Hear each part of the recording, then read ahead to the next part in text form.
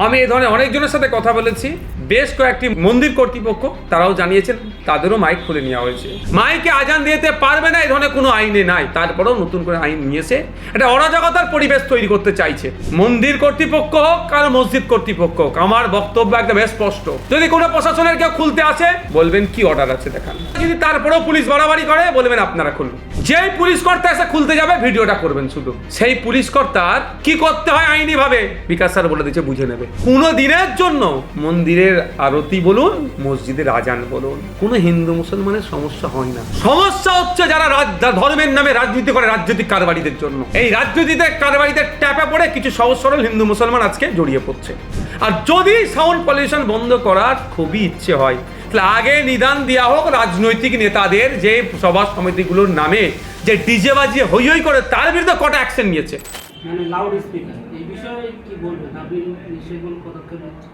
আপনারা জানেন আমি ইতিপূর্বে ওয়েস্ট বেঙ্গল পুলিশের যিনি সর্বোচ্চ কর্তা অ্যাডমিনিস্ট্রেটিভ লেভেলের তথা ডিজিপি স্যারকে বিষয়টা জানতে চেয়েছি এবং এটাও স্পষ্ট করে বলেছি যে ধর্মের স্থান থেকে মাইক খুলে নেওয়ার নিদান দেওয়া হচ্ছে কোন অর্ডারের পরিপ্রেক্ষিতে। যদি এই ধরনের কোনো অর্ডার থেকে থাকে আমাদেরকেও দেওয়া হোক এবং সেই সমস্ত ধর্মস্থান কর্তৃপক্ষকে দেওয়া হোক।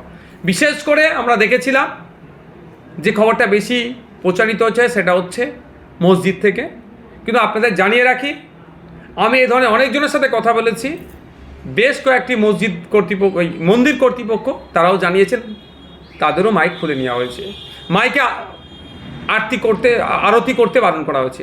যেমন আমি উত্তরপাড়ার কথা বলি, উত্তরপাড়াতে মসজিদগুলোতে মাইকে আজান দেওয়ার নিষেধ করেছে, মাইকে আরতিও করতে পারবে না এও নিদান দিয়েছে। এই ধরনের ঘটনা করছে।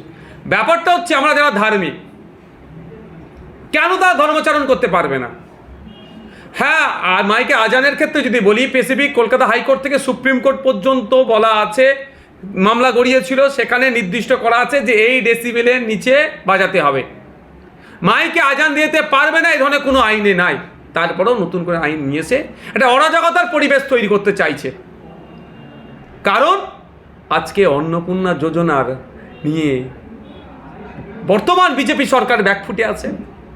বলেছিল ক্ষমতায় আসার আগে সব মহিলাদের 3000 দেবো, সব মহিলাদের দেয়নি। 1 কোটির কম বেশি মহিলাকে দিয়েছে। প্রায় 1.5 কোটির বেশি মহিলারা এখন বঞ্চিত হচ্ছে, তারা রাগান্বিত হচ্ছে এবং যথাসময়ে পৌঁছাচ্ছে না, তাও রাগান্বিত হচ্ছে। এইটা দিয়ে ধামাচাপা দিতে হবে। কিসের জন্য? তার জন্য কি চেষ্টা প্রথম চালিয়েছিল? তসলিমা নাসরিনকে নিয়ে এসেছিল। পশ্চিমবাংলার সংখ্যালঘু শুভবুদ্ধি সম্পন্ন মুসলিম সমাজ পাত্তা দেয়নি। ওই শোটা ফ্লপ হয়েছে। 200 ইউনিট বিদ্যুৎ ফ্রি দেওয়ার কথা বলেছিল, দিতে পারেনি। এখন সোলারের গল্প শোনাচ্ছে। বছরে এই যে 5 বছরে যে চাকরি দেওয়ার কথা বলেছিল, এখন এই 3 মাস 3.5 মাসের চাকরি যে দেওয়ার তার কোনো প্রসেসই সেইভাবে দেখতে পাচ্ছি না। দিল্লির মতো তেলের দাম হয়ে যাবে বলেছিল, পেট্রোল ডিজেলের হয়নি। 450 টাকায় গ্যাস দেওয়ার কথা বলেছিল। এই ধরনের অনেক প্রতিশ্রুতি দিয়েছিল। সে প্রতিশ্রুতি কোথায়? উল্টে 2.5 মাসের সরকারে প্রায় 50টার কাছাকাছি মহিলা নির্যাতনের ঘটনা আসলো। বারাইপুরটানে হইচই হয়েছিল, কিন্তু আরও এই ধরনের ঘটনা অনেক ঘটে গিয়েছে। তাহলে সরকার সম্পূর্ণ ব্যাকফুটে।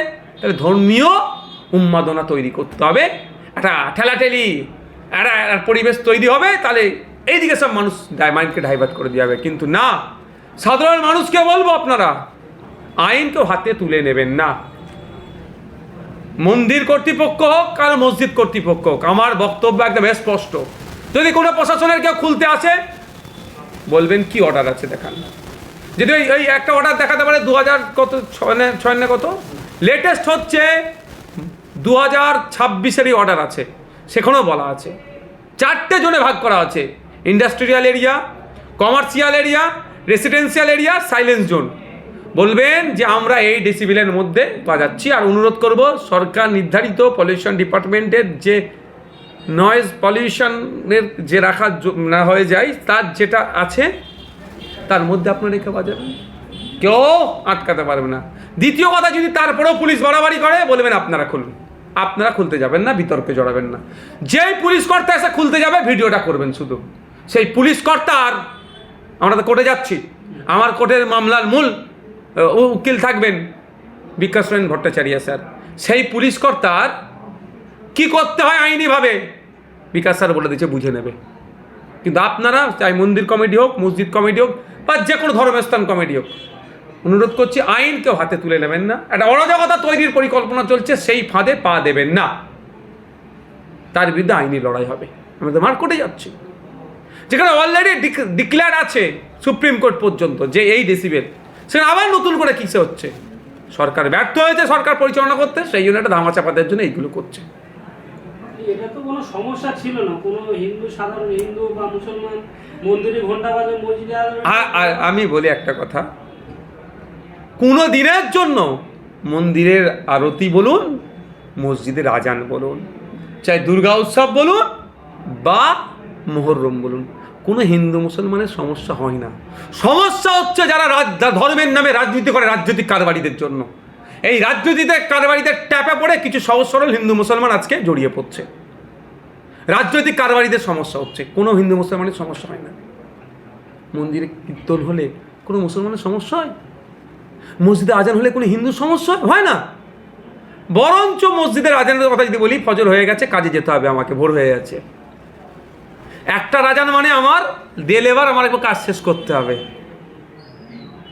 সন্ধ্যা আজান হচ্ছে, খেলাধুলা বন্ধ করে বা পড়তে বসতে হবে। অনেক জায়গায় এই প্র্যাকটিসটা চলে, এখনো চলে। আপনি গ্রামে চলে যান না, হিন্দু মুসলমানকে প্রশ্ন করুন না, মন্দিরে কীর্তন হলে আপনার অসুবিধা হয়? আরতির আপনার অসুবিধা হয় না? মসজিদে আজান হলে আপনার অসুবিধা হয়? দেখবেন বলে না, আমাদের কোনো অসুবিধা হয় না। আর যদি সাউন্ড পলিউশন বন্ধ করার খুবই ইচ্ছে হয়, তাহলে আগে নিদান দেওয়া হোক রাজনৈতিক নেতাদের, যে সভা সমিতিগুলোর নামে যে ডিজে বাজিয়ে হই হই করে, তার বিরুদ্ধে কটা অ্যাকশন নিয়েছে আপনারা দেখেছেন। আমার বক্তব্য, ডিজে নিয়ে এসেছিল, আমি বলছি দাও বাড়ি চলে যে আমার প্রোগ্রামে আসতে হবে না। আমি ডিজের অনেক বিরুদ্ধে, তা নিয়ে কোনো এ নেই। বড় বড় ডিজে লাগিয়ে হই হই করছে রাজনীতির প্রোগ্রামে আসার সময়, মাইক সাউন্ড কত তীব্রতা, তা নিয়ে কোনো অসুবিধা নেই। ধর্মকর্ম করছে, ওখানে সুরসুরি দিতে হবে না।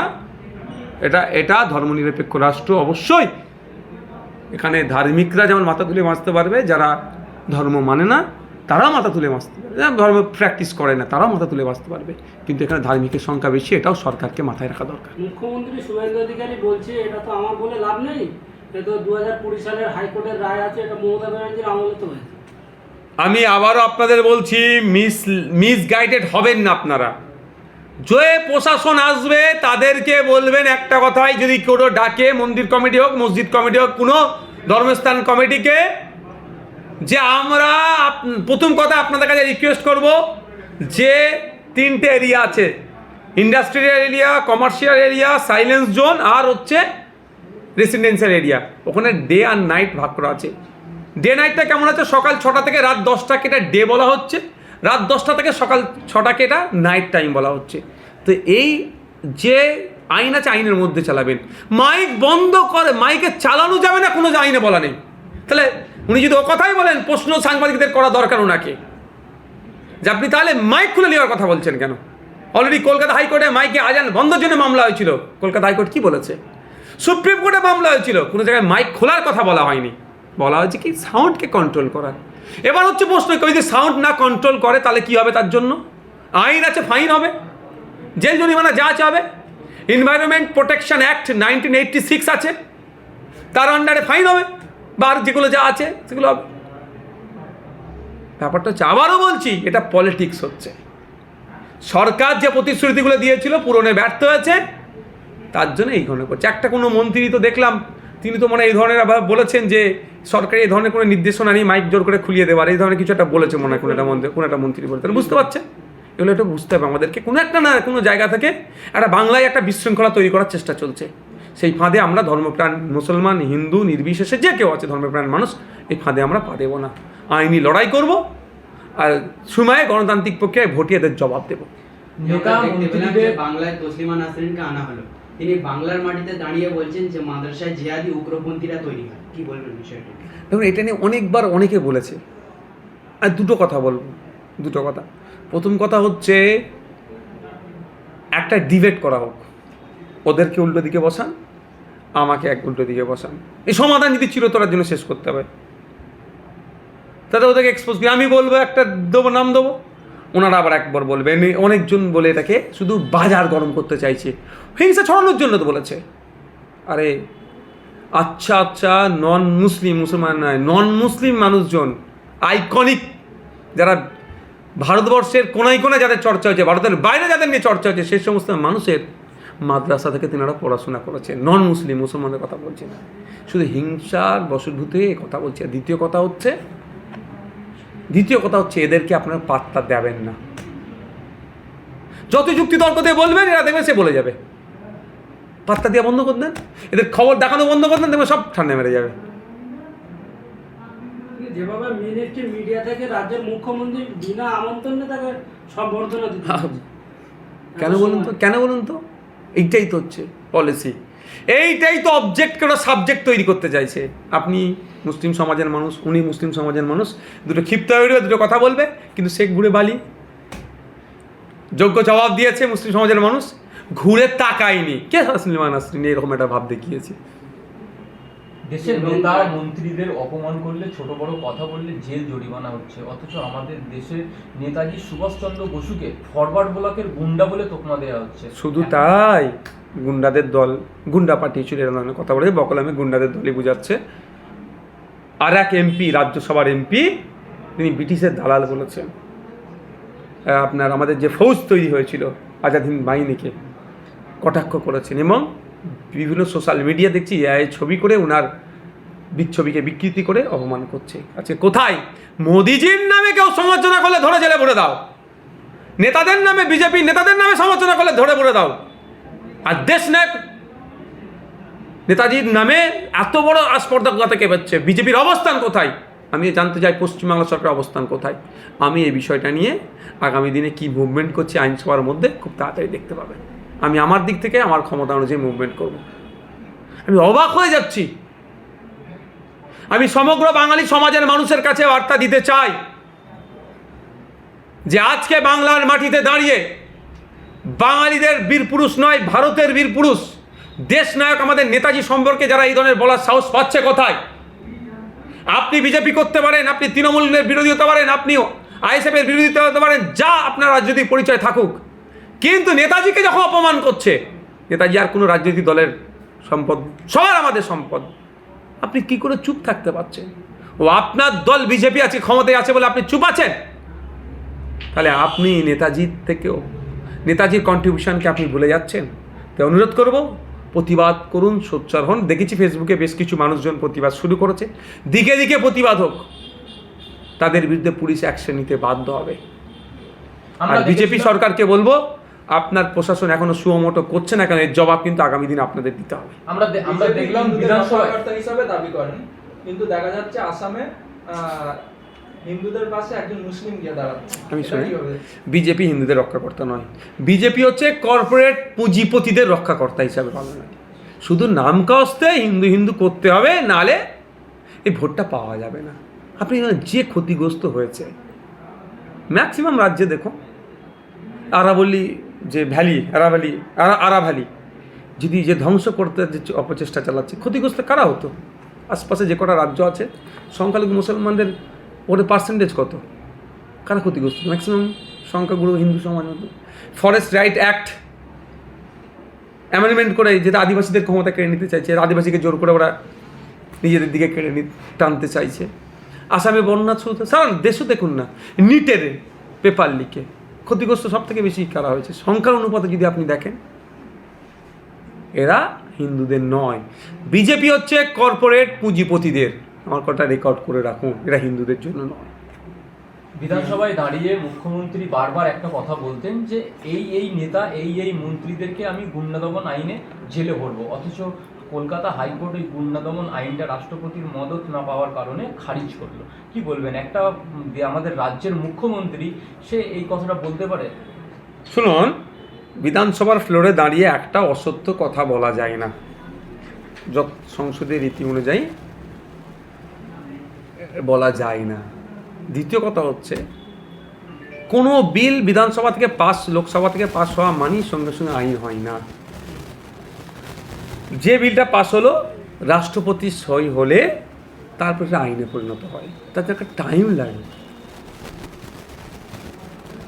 মানে নতুন সরকার এসছে, ধরাকে সরা মনে করেছে। তবে একটা জিনিস বলবো, প্রত্যেকের একটা শেষ হয়। এখন এমন কাজ করবেন না, পরবর্তীতে আপনাকে জবাব দিতে হয় না, বেশি ভারী পড়ে যায়। ভোটের আগে আপনাদেরকে কিছু সংখ্যক নেতা দালাল বলে তকমা দিয়েছিল, আজকে তারাই দেখছি মানুষের হয়ে কথা না বলে সংসদে যে রিল ভিডিও বানাচ্ছে। শুধু রিল ভিডিও বানাচ্ছে না, তারা বিজেপির সাথ দিয়েছে, এনডিএ জোটে চলে গিয়েছে। এনডিএটা বিজেপির মূল লিডিংয়ে আছে, এনডিএ মানে বিজেপি। তারা বিজেপিকে সাথ দিচ্ছে। আর মুর্শিদাবাদের 3 এমপি নাটক করছে, বলছে আমরা এনসিপিআইতে আছি কিন্তু এনডিএতে নেই। আর সাহস থাকলে এনসিপিআই থেকে বেরিয়ে আসুন, তাহলে তো জানবো।